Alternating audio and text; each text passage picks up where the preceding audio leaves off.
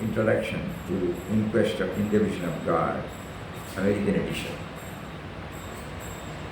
and also one or two episodes from this book.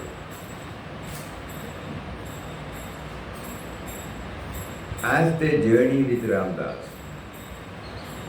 I would ask readers to keep in mind his title for this volume, noting well that the word vision has been substituted for the quest of Ramdas' first book, In Quest of God. This is for In the Vision of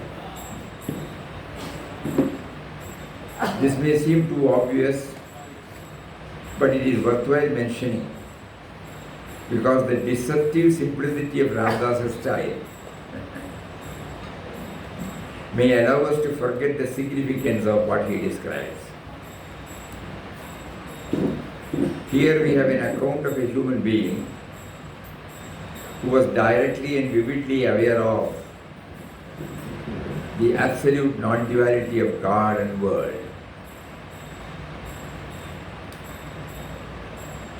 As he travelled, he experienced everything identical with and transparent to the blissful infinite.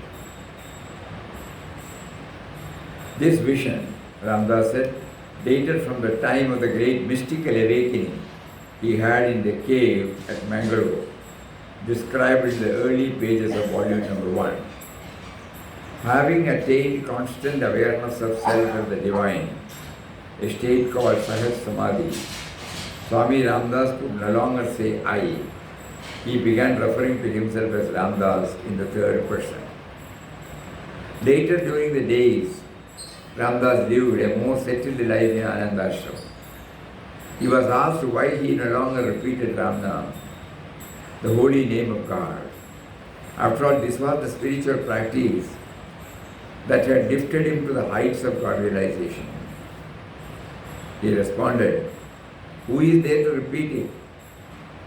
He who used to repeat it has ceased to exist.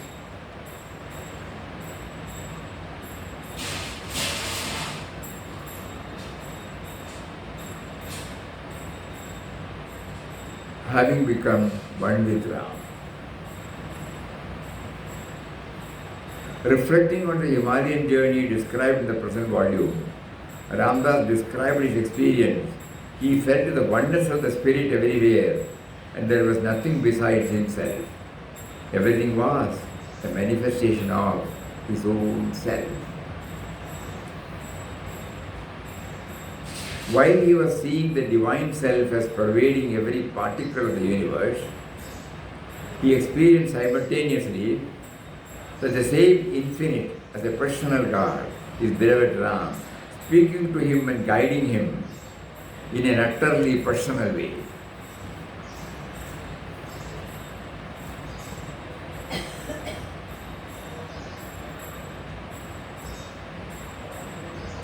Yesterday, we were going through the words from Srimad Bhagavad Gita. The space is there, space is all pervading. The space allows, facilitates everything to exist, but it remains untouched and unaffected. So like that, the all-pervading reality is there. It cannot be confined to any name and form. We cannot localize. At the same time, there is a communication between Papa and the power. That's what he refers to. Unless we do some manana, we will not be able to catch the theme behind it. If we just hear and go, we will not be able to really enjoy it. While he was seeing the divine self as pervading every particle of the universe, he experienced simultaneously that the same infinite as a personal, he experienced simultaneously that same infinite as a personal God. His beloved Ram. speaking to him, guiding him in an utterly personal way. Thus we have in this book, as was mentioned in the foreword to the volume, a most extraordinary play of non-dualism and devotion, Advaita and Bhakti, documented in a most intimate and authentic manner. Readers will be transfixed, for example, by a remarkable episode in Ramdas's Himalayan pilgrimage. Descending a mountain slope, in serious and imminent danger of losing his footing and plunging to his death, Ramdas carries on a conversation with Ram, who advises him at every step which way to go, which way not to go, so as to avoid a disaster. Episodes like this, in which Ramdas reveals more directly the nature of his experience, are important. True, he describes this experience, as he does many others, with an innocence and understatement that may cause us to miss its significance. Unless we do manana, how are we to conceive this, excepting to read and pass the pages?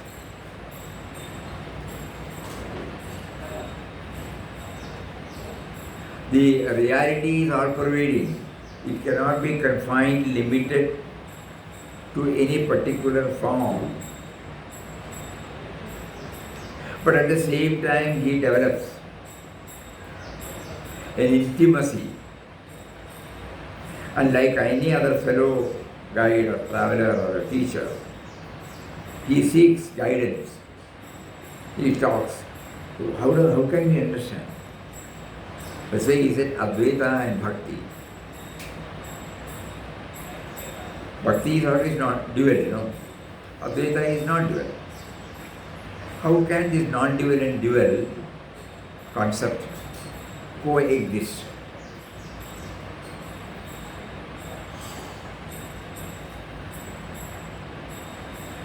Ramdas carries on a conversation with Ram,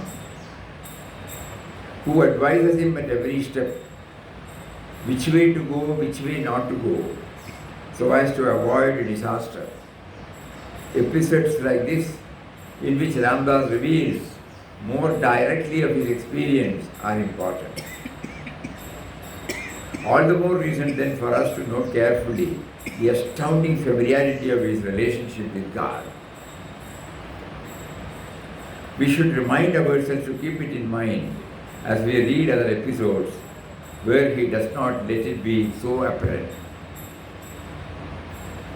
Evidently, this relationship with God changed and deepened, and even beyond the level of intimacy described in this book.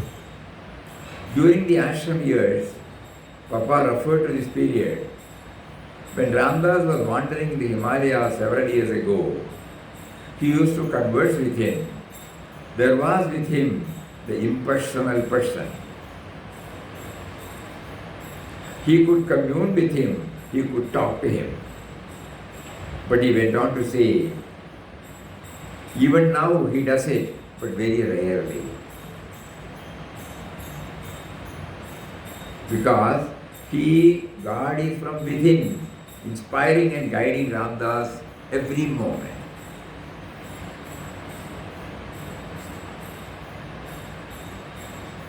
So previously there was some gap where he has to seek.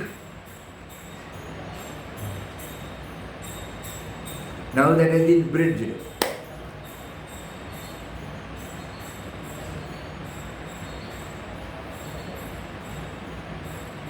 Please think about it. The indwelling reality in us is behind our sense of individuality.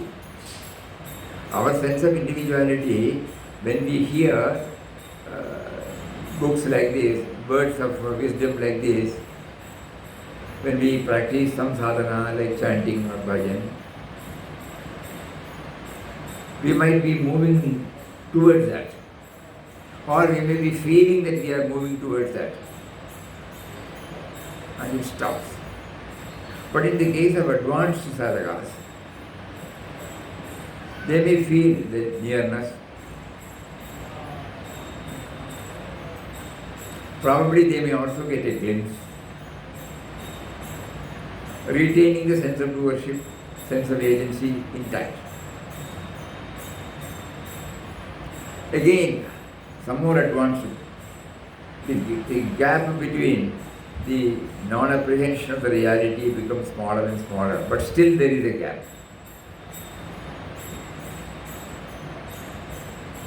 So when Papa says these words, we understand that even the small gap was not there. So that is why the dialogue is not there.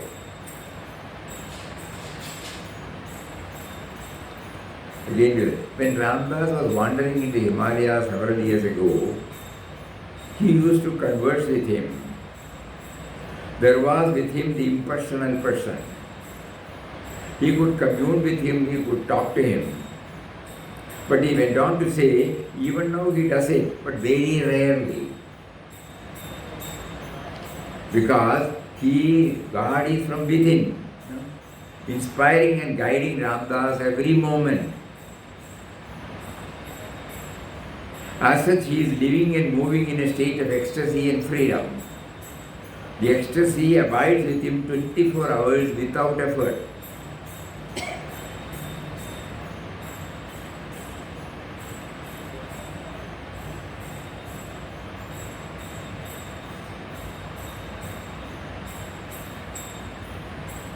Reading such words, you might ask, what can all this mean to us who are far from living on this level of constant, liberated joy? For me at least, this book provides a compelling and inspiring example of what human beings can become. That is the tangible gain for us. Because he was also like us, an ordinary person. Born to a father and mother, grew up like all of us, and he has got a body, mind, intellect, equipment. So when he could scale the heights, of course he paid the needed price. At least there is a ray of hope that if we also pay the price, we will reach.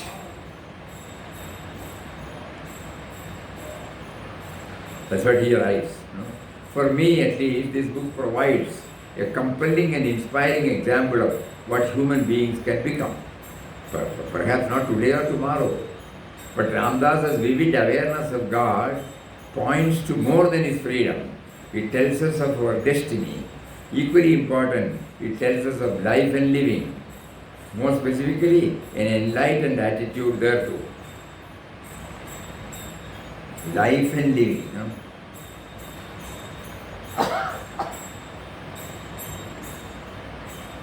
Normally we use the word standard. Standard of living and standard of life. Easy for us to understand. Standard of living means all our comfort zones. This is all comforts, all basic needs have been met with. Our standard of living has gone up now. Definitely now gone up now. What was 50 years ago, what was 60 years ago, what was 40 years ago, and now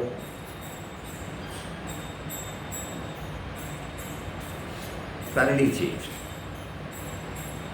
On the whole, the standard of living has gone up like anything. Very hardly a person will not be having a mobile. Simple. The mobile phone connects us to a wider dimension. So the standard of living is that, all basic requirements. Imagine 25 years, 30 years back, in terms of house, in terms of vehicle, in terms of food, in terms of communication, in terms of job, in terms of money. The whole scene has changed now. The standard of life, that is the quality.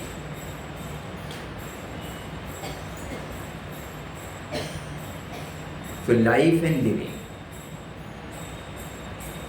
standard of life means, the value-based life, me-to-we life,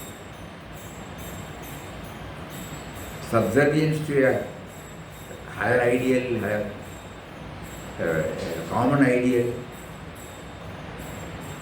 where we don't contract to ourselves, we expand. So life and living. Start thinking, Equally important, it tells us of life and living. He did not try to improve the standard of living, but he did try to improve the standard of life, which automatically brought so many things, from the living. People who have been visiting this ashram for the past 30, 40, 50 years can easily understand that. Where were we and where are we now? So we have to know this word, there a qualitative enrichment of our life. In all other things we have improved a lot.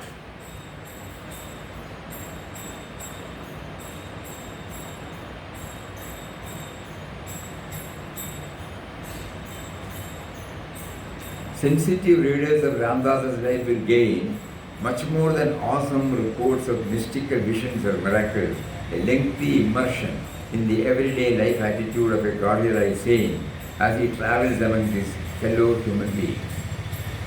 He notices their exasperating foibles, he allows their hostility to wash over him, he laughs with them, shares their joys, feels their sorrows. He meets to the extent he can their endless need, all of this with a particular attitude. It is not exactly humility, because there is no ego to be humbled.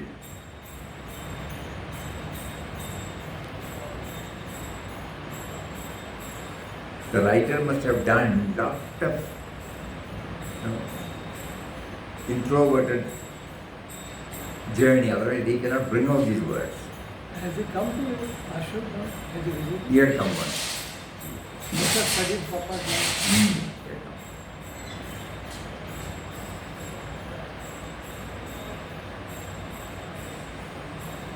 It is detached, but in a way that includes the all-encompassing empathy of universal love. It is fearless, with a faith that bears unobtrusively the certain confidence that God's will is being done in all circumstances.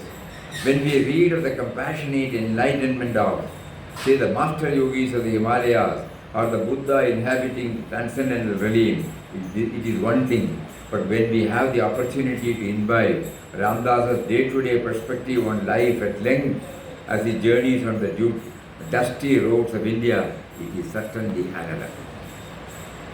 I find a remarkable quality of these stories. A remarkable quality of these stories is that I read them and then somehow carry something of Ramdas's attitude towards people and events into my own life. This indeed is a special grace. This effect is particularly noticeable when I return to these pages after having neglected them for some time. The spiritual tone of my life takes a remarkable turn for the better. And I don't refer here to the specifically spiritual aspects of my life, like meditation, worship and so on. Rather, it is the everyday transaction with person and circumstance that is marvelously influenced.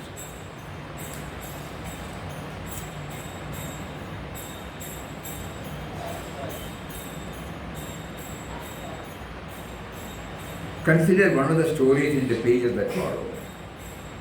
On the road to Kashmir, Ramdas had sought solitude for the night in a small stone-walled basement room of a temple in Pathankot. Late in the evening, he was brought out of meditation by the temple priest, who had come with a few friends from the town. They brought a light and musical instruments, eagerly desiring to spend some happy hours in devotional singing in the blessed company of a visiting saint. Rams will be done. Ramdas welcomed them. Papa did not arrange anything,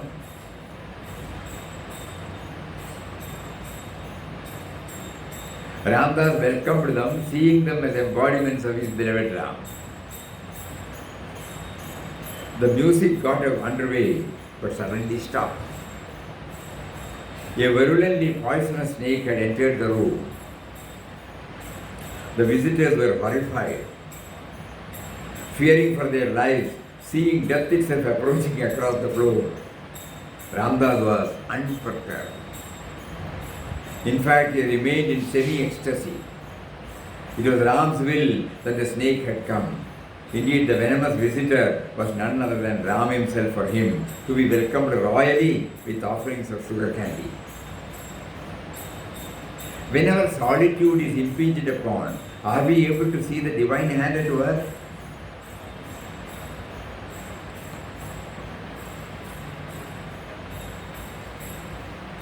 When confronted with threatening obstacles in our path, do we sense the visitation of God?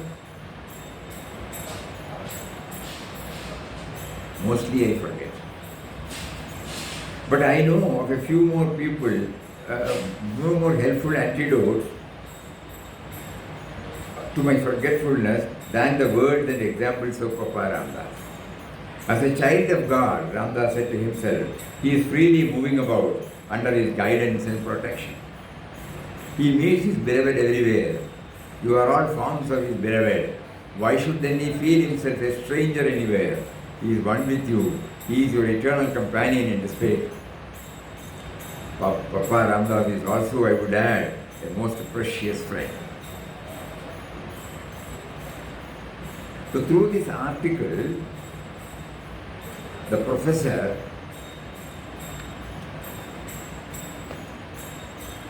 draws our attention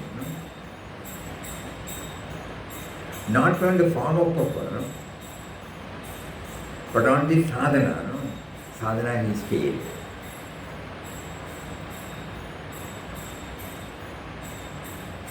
He says, after closely associating with Papa's teaching,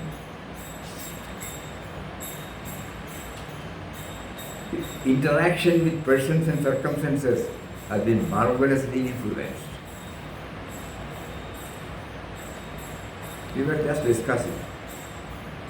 This ashram does not have any missionary approach to go out, convince, enthuse, inspire. Visiting devotees are to be taken as forms of God. And we provide them with whatever facilities, love them and serve them. That is the mission. We don't go out for anything. For that we have to prepare ourselves. If we ourselves are influenced by me and mind totally, we will not be able to do so. That is why Papa has devised the three-way method to reduce the dominance of me and mind so that the mission can go on. Because the last word, when we didn't know, he is freely moving about under God's guidance and protection. He meets his beloved everywhere. You are all forms of his beloved. Why should he then feel himself a stranger anywhere? He is one with you. He is your eternal companion in the spirit. A very thought-provoking article. Very thought-provoking. So first he presented the Advaita and Bhakti. Papa's life, through Papa's life, God has portrayed that these both apparently different, apparently a different approach.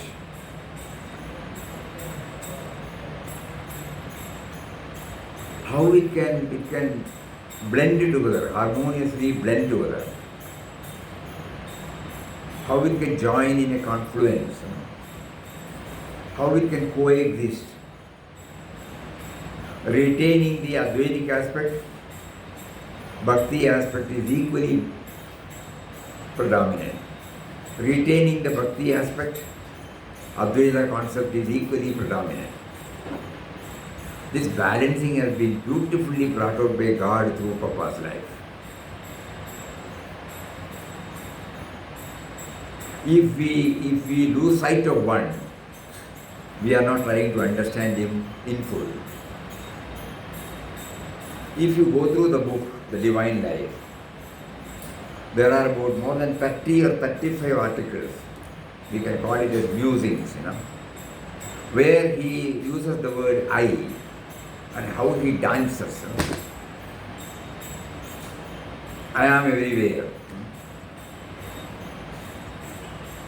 And at the same time, when you go through the rest, you will find subservience to a higher power is highlighted there. So he was able to keep up the balance. So our sadhana, we are not struggling because we have not still got that what do you call the grip, the clue. Unless it goes hand in hand, it will never become complete. Because we have been following, we have been doing Ram Nam, and we have been asked to chant the Ram Nam with the feeling that he is making us to chant. You see in the particular word. So he is there, I am there. At the same time, he has inserted the word, I am chanting the name of one who is making me to chant. So there can't be any difference between me and him. That one particular word will enable us to go deeper and deeper, and there is a harmonious marriage between this Advaita and Bhakti. Harmonious. It is not contradictory, it is not paradoxical, it is not conflicting. It goes equally with one another. You are chanting the name of one who is within you, who is making you to chant.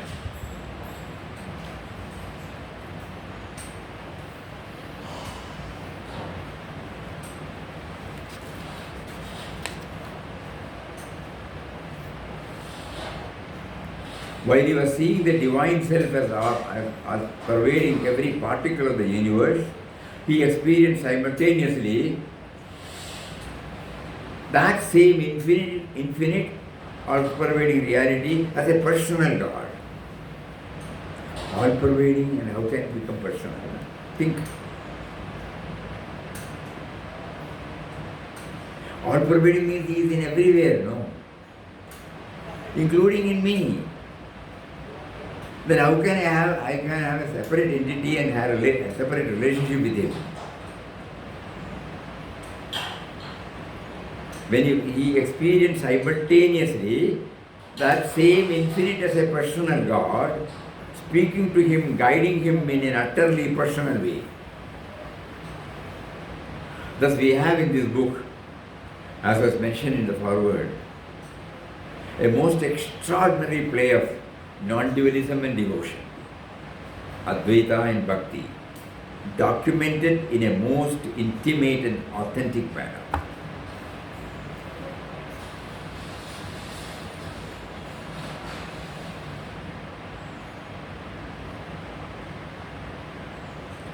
Because then again, when we keep on going deeper into it, we understand from his own words that even prior to his leaving, taking the plunge on 27th December, between 1920 and 1922 period,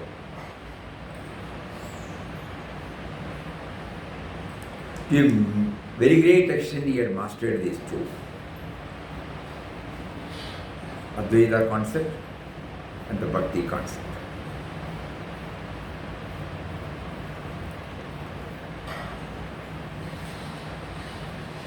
With this, when we go through In Quest of God, it becomes clear. That is why he said meditated and then chanted. No? He meditated on the reality within, Advaitic, chanted his name, Bhakti. No?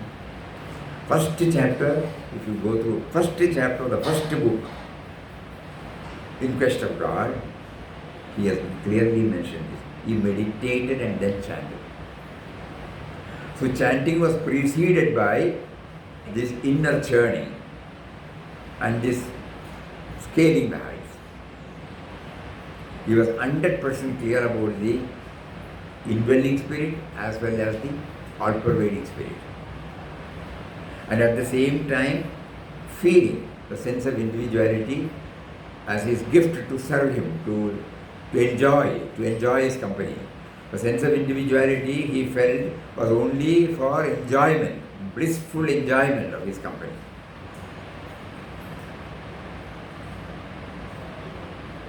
Something on which we have to keep on. We have been hearing, Swamiji, in Prem Sutta, it's written the river flows towards the sea.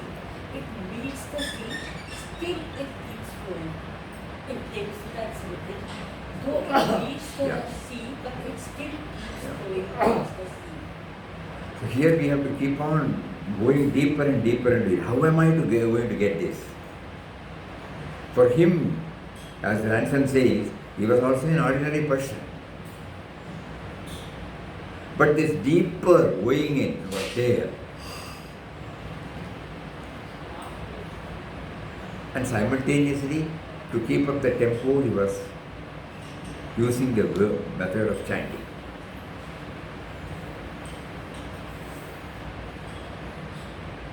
He used the word simultaneously. Ceaseless chanting, simultaneously dwelling on the attributes. This is the word he has used. Which unfortunately we did not give much importance before. Nowadays they are all trying now. And before we close, one small anecdote, very interesting anecdote. One businessman in Limbadi, Popat Boy, Nugarchan Shed, Mohan Boy, dropped in twice a day. Papa was in Limbadi at that time. Limbadi is in Gujarat. The wealthy brothers, Nugarchan Shed, Mohan Boy, dropped in twice a day. Invitations to dinner poured in from all sides. Here Ramdas came in touch with two new friends, Popat Boy and Joshi. Popat Boy struck on Ramdas for over a month. He was a pure and selfless soul. He was a Jain by birth and a staunch disciple of Mahatma Gandhi and had the benefit of living in the Sabarmati ashram of Ahmedabad for some years. He was clad in color from top to toe. He observed restrictions in food. He eschewed salt and chilies. He was a simple, sincere, ever-willing servant of God, of humanity. He took a great liking for Ramdas and became attached to him and so kept constant company with him. Joshi was a municipal chairman of the state. He had lived for many years in South Africa and one of those who quoted jail along with thousands in that historic passive resistance struggle led by Mahatma Gandhi. He invited Ramdas to his house, where he and his modest wife and lively children showed great kindness and affection for him. One day at Ugarshan Sheds, he dined with his several friends.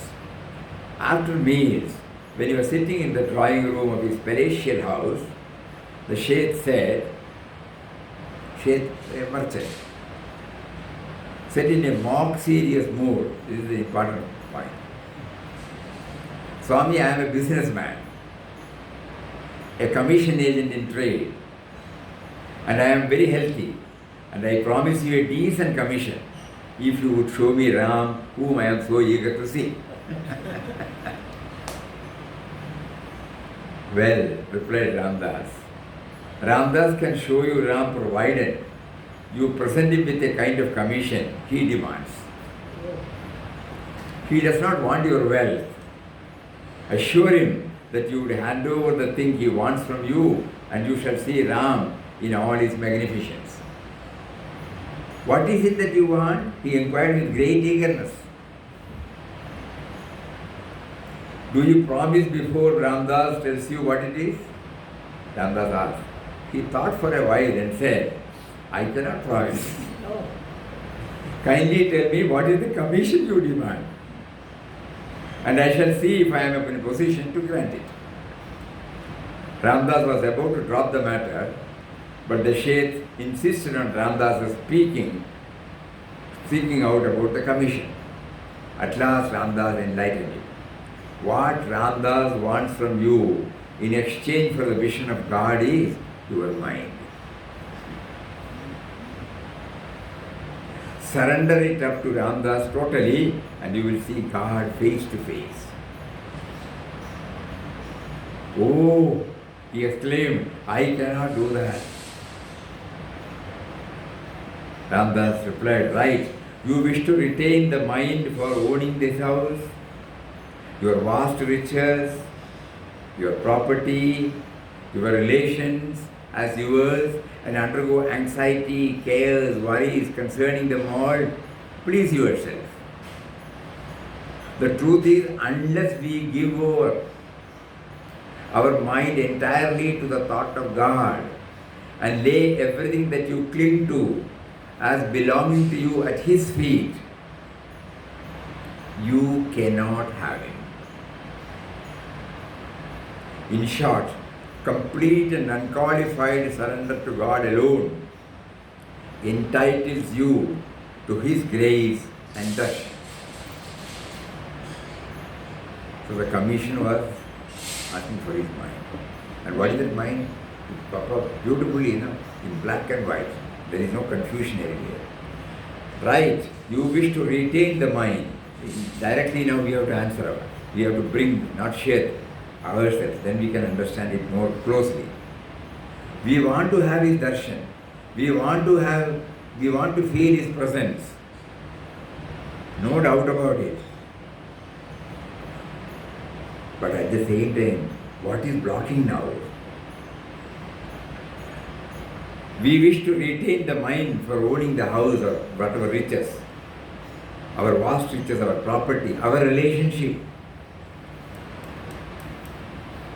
and undergo anxiety, cares, worries concerning them all. Me and mine, Please yourself. The truth is, unless we give over our mind entirely to the thought of God and lay everything that you cling to as belonging to you at His feet, you cannot have it. In short, complete and unqualified surrender to God alone entitles you to His grace and darshan. This has some portion from In the Vision of God.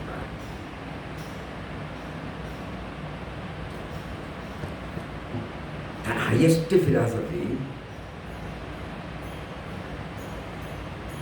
brought to our notice through an anecdote. Simple. A seemingly a dialogue between two people, that's all. But a profound idea is hidden there. We are now trying to go through in the quest of God. But every now and then when we open In the Vision of God also, we get this. It's only a one page, not even one page anecdote. But in that, how he has capsuled the highest philosophy. What is to be attained by us, what is the methodology, or what is the price tag, everything has been beautifully brought out in the way in which we can understand. Normally we say, commission. Nothing wrong in it. That language we can easily understand. So he brought out this, when God made him to become a part of the dialogue, after many years he remembered and chronologically he brought it out, After coming to his ashram, he would have started in writing this in Kasaragod, might be. Later on, we were told that when Balaji Mama came and surrendered everything to Papa, Balaji Mama was working in Bombay, in a company with the wife and children. After meeting Papa, he got inspired, he resigned, and then he came. So then it was he who started typing out the manuscript. But Papa's manuscript is also here. We cannot even open it now. It might become brittle because so many years, you know. Nearly 90 years back, he must have written this. And afterwards, we were told a little bit of editing was also done by Papa. And in a notebook, you know, he started writing like this. Just imagine, after this incident in Limbri, the whole book full of anecdotes, as if it is a dialogue written at that particular moment, with specific details, no? Not a episode or an overview, no, specific. You see the dialogue here? As if we are sitting before Papa and we are watching the dialogue between the Sheikh and Papa. It is so lively, you know. And at the same time, he has introduced the highest philosophy, the highest goal to be scaled, and the methodology. Please think over all these things.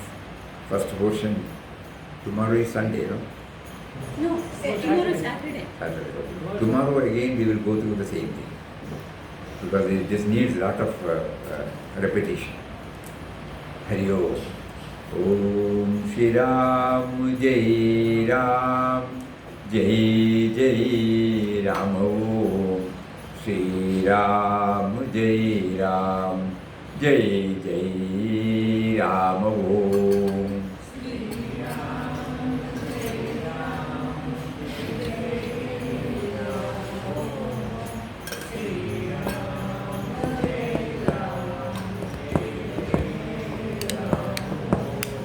Shri Ram Jai Ram Jai Jai Ram Om Shri Ram Jai Ram Jai Jai Ram Om.